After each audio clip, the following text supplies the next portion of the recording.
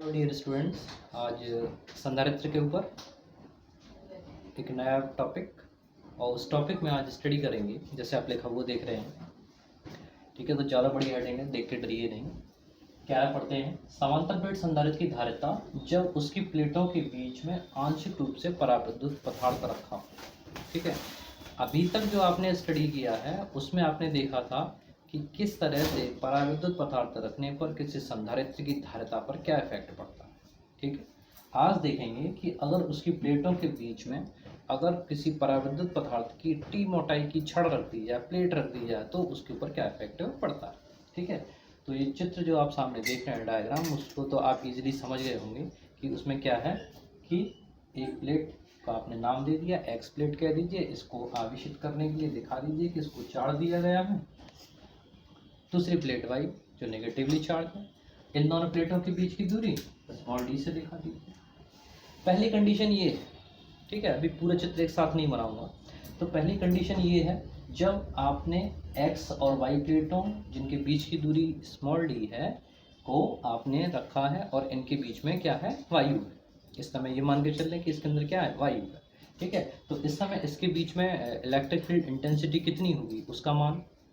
ठीक है, तो ये कंडीशन कब ले रहे हैं, जब उन दोनों प्लेटों के नीचे वायु रखी हुई है। तो इसकी जो वैल्यू आती है वो कितनी आती है आपकी, E equals to sigma upon epsilon not के कह लीजिए, या फिर इस सिग्मा के वैल्यू अगर क्यू अपॉन ए रखते हो तो E Q upon epsilon not के इंटू ए।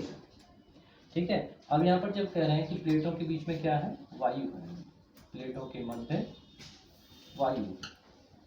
ठीक है, तो उस कंडीशन में इसके लिए हम के जरा और वन दिखाएंगे। यहाँ पर एक काम और कर लें कि स्पेशल केस ई नॉट करने के लिए Q upon epsilon not a, equation number 1। बस अलग काम यहाँ पर ये किया है कि जो अलग है वो यहाँ पर ई नॉट दिखा दिया। ई नॉट किसका सिंबल है, ई नॉट सिंबल है कि जब हमने उस प्लेटों के बीच में वायु रखी। अब आती है दूसरी बात जो अकॉर्डिंग टू द टॉपिक, क्या कि अगर इन प्लेटों के बीच में कोई टी मोटाई की प्लेट रखी है, ठीक है, तो इसके बीच में हम एक पराविद्युत पदार्थ लेते हैं जिसकी मोटाई कितनी है, टी मोटाई, उसकी थिकनेस टी, और उसका पराविद्युतांक जो है वो आपका क्या है, के।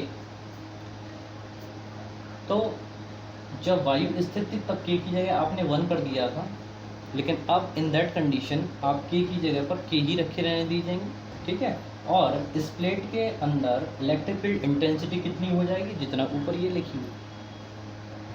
ठीक है ना, तो अगर आप चाहें तो इस समीकरण का यूज़ कर सकते हैं। क्या लिखेंगे, अब इसके नीचे एक लाइन आपको लिख के देनी पड़ेगी कि जब टी मोटाई और पराविद्युतांक के वाली छड़ को समांतर प्लेट संधारित्र की मध्य में रख दिया जाता है, तब उस पराविद्युत पट्टी या स्लैब के बीच में इलेक्ट्रिक फील्ड इंटेंसिटी कितनी होगी। ठीक है, तो उसके लिए electric field intensity E equals to Q upon epsilon not के इंटू ए, और दिस इज इक्वेशन नंबर 2।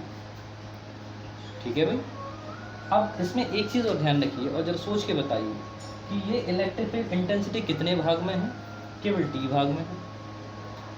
ये ई नॉट जो समीकरण नंबर 1 है, ये पहले पूरे भाग में थी जब यहाँ पर पट्टी नहीं रखी थी। अब जब पट्टी रख देंगे तो पहले थी डी दूरी में फैली हुई थी, अब जब टी स्थान घिर गया, टी स्थान उस पट्टी ने कवर कर लिया, तो अब वैक्यूम या वायु कितने स्थान पर रह गई, तो क्या करें, डी में से टी को माइनस कर दो।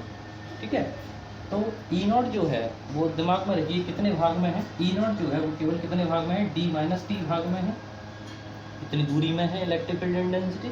और ई का जो मान है वो कितने में है, वो तो क्लियर है, जितनी पट्टी है उतनी उसकी मोटाई के अंदर इतना इलेक्ट्रिक फील्ड इंटेंसिटी।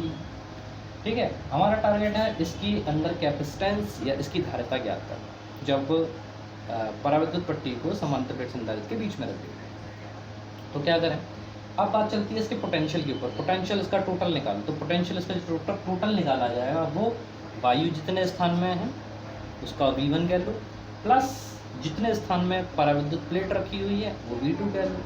तो कुल मिलाकर कितना हो जाएगा कि V इक्वल्स टू आपका हो जाएगा V1 प्लस V2।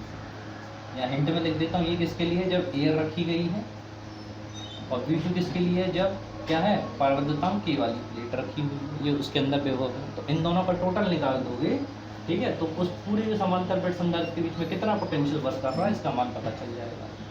अब यहाँ पर देख लीजिए थोड़ा सा, इस V1 और V2 को तो हमें किसके टर्म्स में लिखना है, E और उनके बीच की दूरी D के टर्म्स में। फॉर्मूला जो है E इक्वल्स टू किसके होता है, E इक्वल्स टू होता है V/D, E equals to V/D, ठीक है। तो V इक्वल्स टू किसके हो जाएगा, E इंटू डी के हो जाएगा।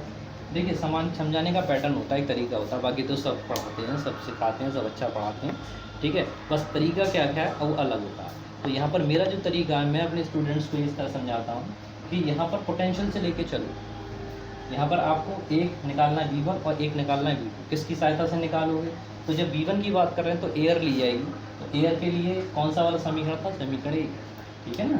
तो V1 की जगह पर E1 का मान, E की जगह पर क्या रखेंगे, E0 इंटू डी, कितनी दूरी में था, D-T दूरी में था, तो D-T प्लस V2। देखिए पढ़ाते सभी लोग एक ही चीज़ है, लेकिन उसको पढ़ाने का मेथड वो बस डिफरेंट होता है, और ये स्टूडेंट की पकड़ के ऊपर कि वो किस तरीके से उसको अचीव करता है, किस तरीके से उसको समझ में आ जाता है। तो V2 पे आइए, V2 का मतलब पराविद्युतांक के वाले भाग में हम देख रहे हैं, तो उसमें इंटेंसिटी कितनी है आपकी, E के बराबर, कितने भाग में है, T भाग में है, क्लियर है। अब क्या करें, समीकरण एक इक्वेशन 1 और इक्वेशन 2 से ये वैल्यूज को प्लेस कर दो, इनके मानों को लगा दो। तो V इक्वल्स टू आपके पास आएगा E0 का मान लगाया, this is Q/ε0 A D-T plus E की वैल्यू इक्वेशन नंबर 2 से Q/ε0 K into A into T, ये वैल्यू आपने प्लेस कर दी। बहुत सरल है, सिंपल है, आराम से समझते चलिए। क्लास नहीं चल रही है आपका, बिल्कुल पढ़ाई मन से करिए, बिना बोझ के, बर्डन लेके करोगे तो कुछ नहीं कर पाओगे, ठीक है। तो देखेंगे आगे। तो अब इसमें जो चीज़ कॉमन है वो कॉमन आउट कर लो। Q दिखाई दे रहा है, चलो पहले लिखता हूँ, Q दिखाई दे रहा है आपको, क्लियर। Q को कॉमन लिया जा सकता है, ठीक है, Q निकाल लें कॉमन।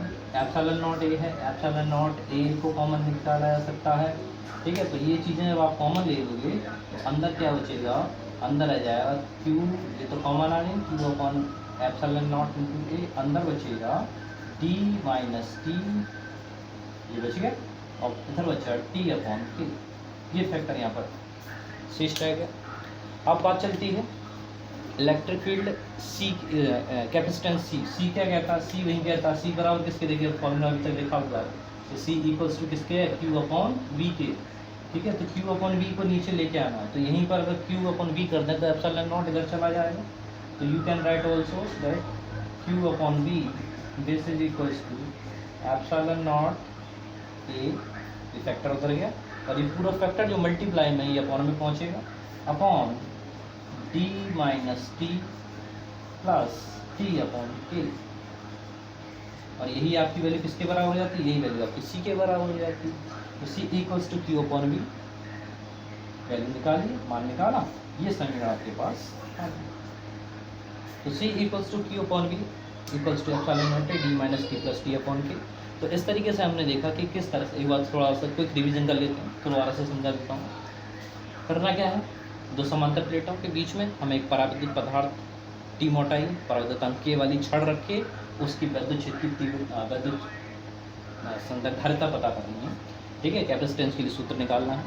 तो सबसे पहले क्या किया कि जहाँ पर वायु रखी है उतने भाग के लिए हमने इलेक्ट्रिक फील्ड इंटेंसिटी K बराबर 1 करते हुए, K की जगह 1 लगाते हुए E0 का मान आ गया, E0 Q/ε कितने भाग में है, D-T भाग में है, प्लेट रख देने पर D-T भाग में रह जाएगी वायु, शेष भाग में T, E का मान Q/ε0 K इंटू A, विभव की परिभाषा से V1 V2 के मान निकालने, मेथड मैंने बता दिया, सूत्र का प्रयोग करेंगे, E इक्वल्स टू V/D से V का मान V equals to E into D, ठीक है। यहीं से V1 और V2 की वैल्यूज निकालने के लिए D-T समीकरण 1 और 2 से E1 V2 के मान प्लेस करिए, जो कॉमन है उसको बाहर लीजिए, और वहाँ से Q/V का अनुपात निकालने के लिए बाकी फैक्टर्स को असेंबल कर लीजिए, दैट्स ऑल, ठीक है।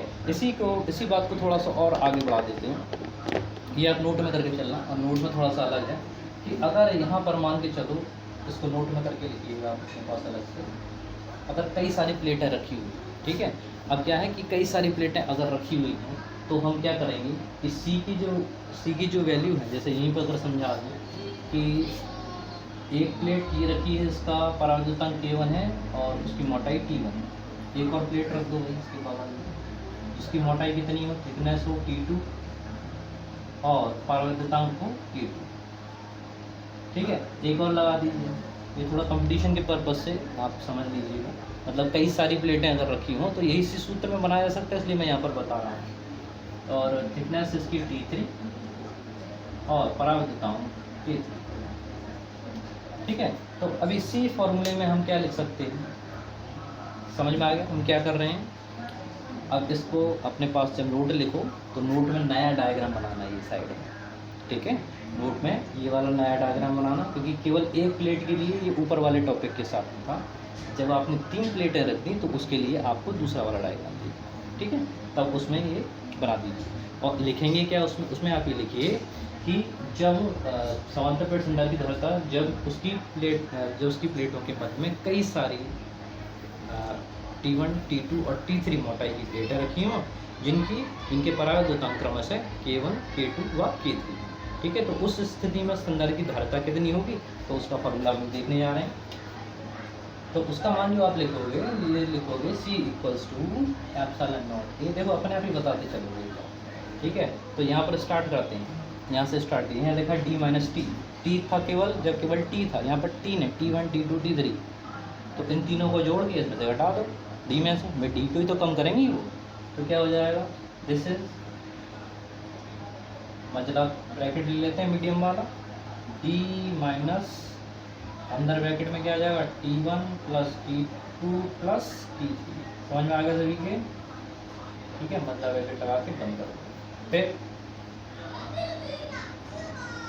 प्लस अब T/K है, तो यहाँ पर T1 भी है, K1 भी है, T2 भी है, K2 भी है, T3 भी है और K3 भी है। तो यहाँ से क्या हो जाएगा T1/K1 + T2/K2 + T3/K3। तो ज़रूरी नहीं है 3 प्लेटें रखी हो सकता है 2 प्लेटें हों, हो सकता है 3 प्लेटें हों, हो सकता है 4 प्लेटें हों। तो एक जनरल फार्मूला आपके सामने आ गया कि अगर कई सारी प्लेटें रखी हों तो कैसे करना है। ठीक है, अब इसके बाद हम लोग अगले भाग में हम लोग पढ़ते हैं किस तरीके से गोली संधारित्र की धारिता का सूत्र निकालते हैं, फिर इसका संयोजन पढ़ेंगे। संयोजन भी पढ़ेंगे, संयोजन में कई तरह के टॉपिक पढ़ते हैं, कई तरह के न्यूमेरिकल्स बन सकते हैं। ठीक है, तो बहुत इंटरेस्टिंग सब चीज़ चल रही है, बड़े ध्यान से, आराम से, बिल्कुल लगन से, मन से पढ़िए। Okay, thank you.